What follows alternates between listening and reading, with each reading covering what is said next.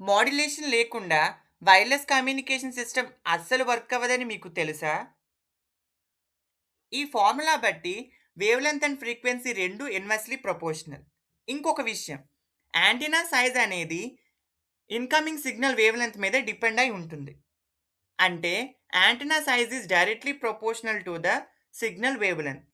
So, ఇప్పుడు మనం audio సిగ్నల్స్‌ని consider చేద్దాం.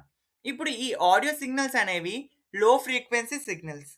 ఇప్పుడు ఈ సిగ్నల్స్‌ని ట్రాన్స్‌మిట్ చేయాలి అంటే నాకు కిలోమీటర్స్ పొడవున్న యాంటెన్నాస్ కావాలి. ఎందుకు? లో ఫ్రీక్వెన్సీ సిగ్నల్స్ కాబట్టి వాటికి హైయెస్ట్ వేవ్ లెంగ్త్ ఉంటుంది. సో, వేవ్ లెంగ్త్ ఎక్కువ కాబట్టి యాంటెన్నా సైజ్ గూడా ఎక్కువే. సో, ఇది ప్రాక్టికల్‌గా ఇంపాసిబుల్.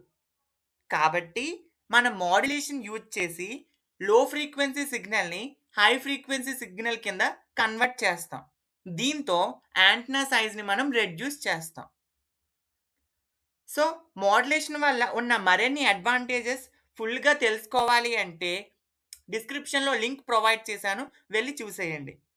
ఇలాంటి కాన్సెప్ట్స్‌ని సింపుల్‌గా నేర్చుకోవాలి అంటే తప్పకుండా సబ్స్క్రైబ్ చేసి సపోర్ట్ చేయండి.